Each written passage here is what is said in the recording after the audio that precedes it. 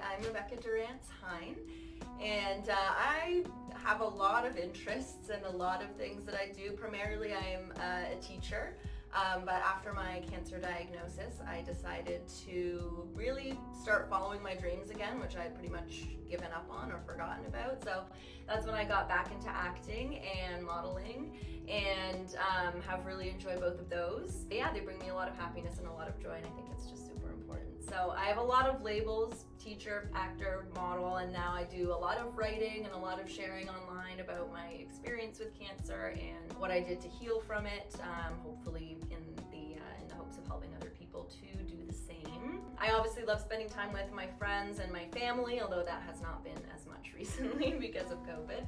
And yeah, I mean, I love reading, I love acting, obviously, arts. I'm really passionate about the arts. So I was diagnosed with IDC, invasive ductal carcinoma. It was grade 3, which means it's pretty aggressive, and it was triple positive. I was 28 when I was diagnosed, so it was quite a surprise. I found it myself.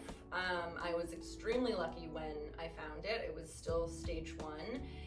It was just where it was. It was right on the outside of my breast tissue, and so I could actually see it if I pushed my skin down. So I was just incredibly lucky where it was, because it was only about 1.1 centimeters when I found it. So if it had been deeper into my breast tissue, it would have taken me a lot longer to find it. Because I was so young, I wasn't getting any mammograms or anything, any kind of like yearly or annual scans. So really my only chance to find it was finding it myself. And my doctor said that I won the lottery, were her exact words, finding it and then actually coming in. Because a lot of young people, we think we are invincible. We think that these things like, cancer and other chronic diseases are things that happen to us later in life, and I'm just proof that that is not the case. So if you feel like something is wrong, or even if you're not worried about it, but just something is different than what you normally experience, it's extremely important to go and just get your doctor to check it out. It does not take long. After that, she sent me for an ultrasound. The ultrasound was inconclusive. It was kind of suspicious, kind of not. They suggested that we do a biopsy. She did a mammogram first because she wanted to try to rule out the biopsy if possible, because that is not a fun experience. My mammogram was negative. So even though I could literally see my tumor with my eyes, if I pushed my skin down, my mammogram was still negative. And that is because I have dense breast tissue, which a lot of young women have. And so basically it's like trying to find a snowball in a snowstorm. It all looks the same. I saw the image myself and it looked exactly the same. We could see the marker that they put over top of the lump, so we knew that it was in the image, but you just literally couldn't see anything. It all looked white, it all looked the same. So my doctor, for whatever reason, she decided to send me for the biopsy anyway. And that is what ultimately diagnosed me. She was shocked when it came back. And she even said, I don't even know why I sent you for the biopsy, because of your age and your limited risk factors. I probably most times would have just said, come back in 6 months. So she's like, I really don't know why I did. So I really feel like someone or something was watching over me for me to find it, for me to go to the doctor, for her to, say yes to 3 different tests before it was actually diagnosed. I was just super, super lucky. So if you feel like something is wrong, push for it. So gains. My experience with cancer completely changed my life, which is to be expected, but it changed it in ways that were completely unexpected, and it changed me entirely as a person. I am a completely different person than I was 3 years ago, in the best way possible.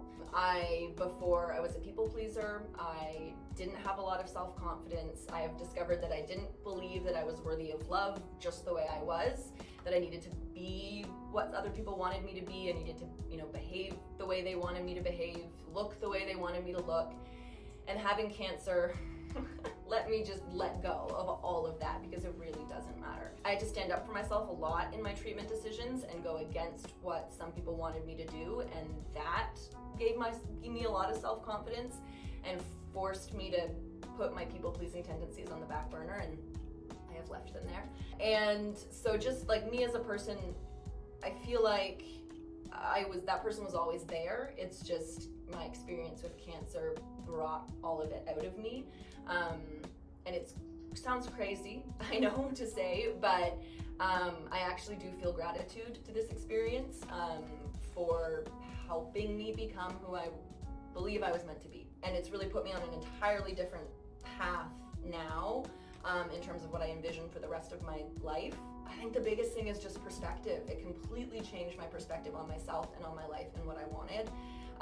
Like I said earlier, it motivated me to go after dreams that I had given up on or told myself there's time for it later, because I realized there might not be time for it later. And I think it really just showed me, how strong I am and how I can get through difficult things. It is possible. I now have evidence I can look back on whenever I need it to show myself, like, look, you did this and you did this and you did this, and so whatever challenge I'm facing next means I can do it too. I really wish that I could go back and to like the day I was diagnosed and just sit down with myself and say, like, this sucks and you're gonna go through a lot of really hard moments, but you're gonna get to the other side of it and you're gonna have a brand new life that you absolutely love.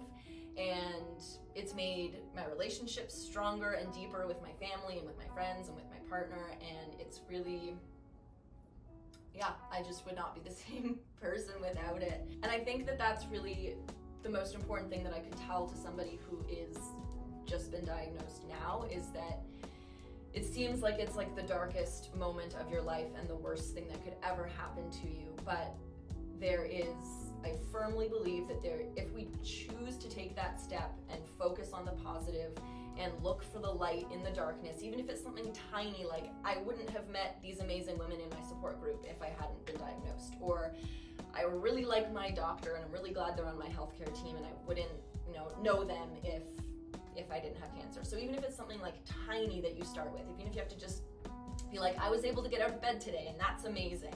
So really just trying to focus on whatever those positives are, and then bigger and better things will start occurring to you as you go along, and as you start healing, you'll notice changes in yourself and learning and growth and relationships deepening and improving. And it's just, there's an untold number of ways that your life could change for the better from any challenge that you go through. So at the beginning, trying to keep that in mind. I know it's really hard. It's easier said than done. It was impossible for me at first.